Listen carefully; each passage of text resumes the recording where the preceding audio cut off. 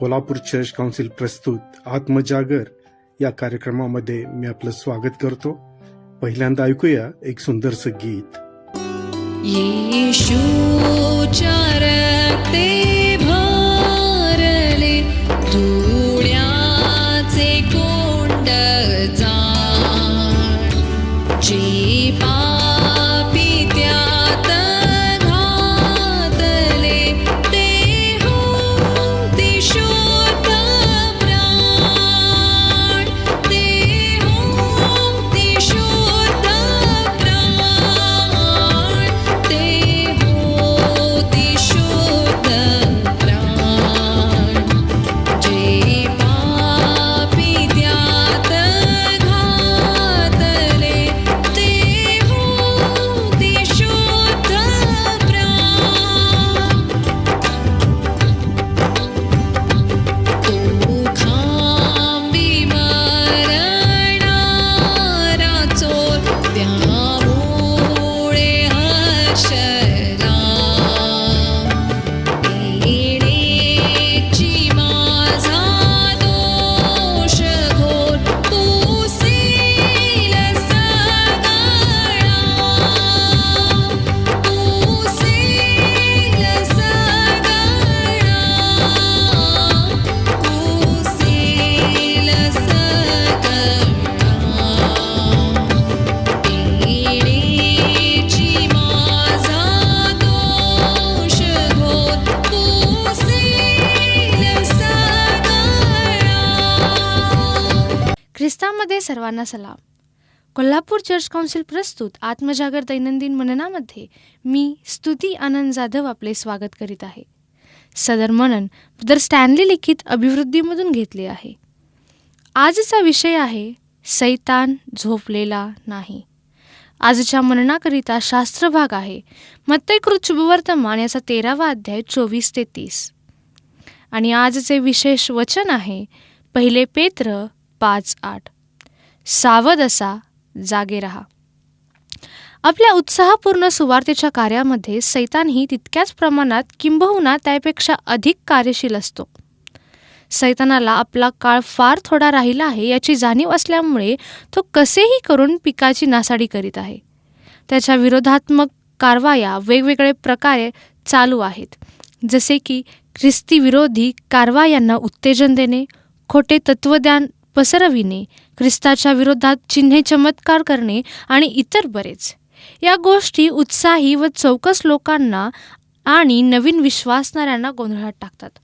म्हणून नवीन विश्वासणाऱ्यांसाठी प्रार्थना करा की त्यांना मिस्राच्या जादूगारांचे साप गिळणाऱ्या देवाच्या महान सामर्थ्याचे प्रगटीकरण होईल आणि ते विश्वासात खंबीर राहतील.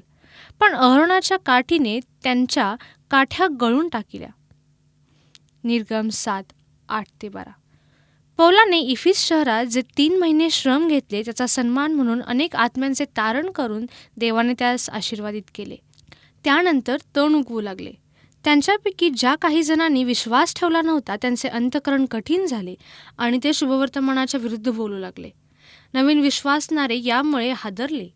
त्याच्या 3 महिन्याच्या श्रमाचे फळ टिकविण्यासाठी पौलाला त्या शहरात आणखी 2 वर्षे राहून शिष्यांना दररोज शिक्षण द्यावे लागले. प्रेषित 19:8-10. पीक फार आहे पण कामकरी थोडे आहेत, म्हणून अनेक नव्या मंडळांना महिन्यातून एकदाच भेट देता येते. त्यामुळे शत्रूला शिरकाव करण्यास जागा मिळते, कारण त्या मेंढरांचे सातत्याने संरक्षण करण्यास कोणीच नसते.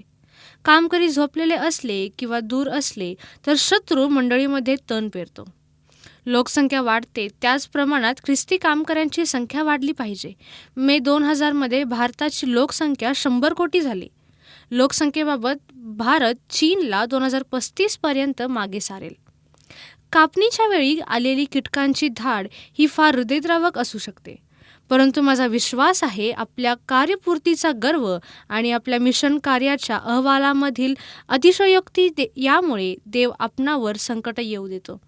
तो झुडींनी येणाऱ्या टोळांना बोलावितो, चाटून खाणाऱ्या तसेच अधाशी टोळांना बोलवितो. मी माझे महासैन्य तुम्हामध्ये पाठवितो. योएल 2:25. देव अशुद्ध व अपवित्र हेतू बाळगणाऱ्यांना शिक्षा करतो.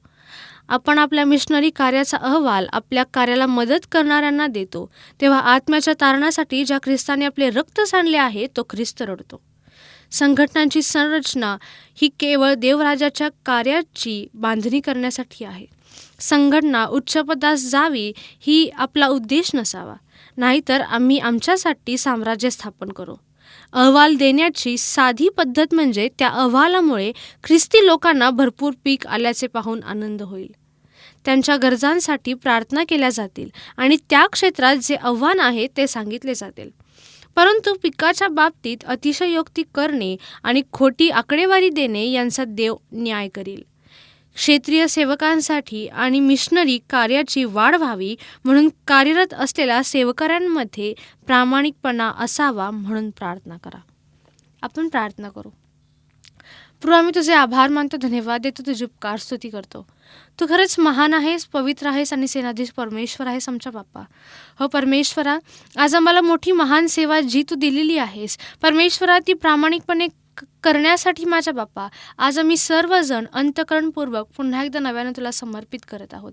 हो परमेश्वरा, सैतान खवळलेला आहे आणि परमेश्वरा वेगवेगळ्या गोष्टीतून परमेश्वरा आज तुझ्या विश्वासणाऱ्यांना परमेश्वरा तो धोक्यात टाकत आहे. पण आज परमेश्वर आम्ही प्रार्थना करतो, विनंती करतो, जी जबाबदारी तू आम्हाला दिलेली आहे त्या जबाबदारीमध्ये खरे उतरण्यासाठी तू आम्हाला सहाय्य कर, मदत कर, हीच आम्ही तुला प्रार्थना आणि विनंती करतो.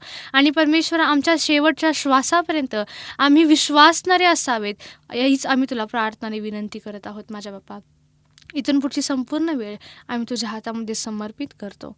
आमचा धन्य तारणारा प्रभू येशू ख्रिस्त याच्या गोड आणि प्रिय नावाने ही प्रार्थना केली म्हणून ऐकतो बाप्पा. आमेन.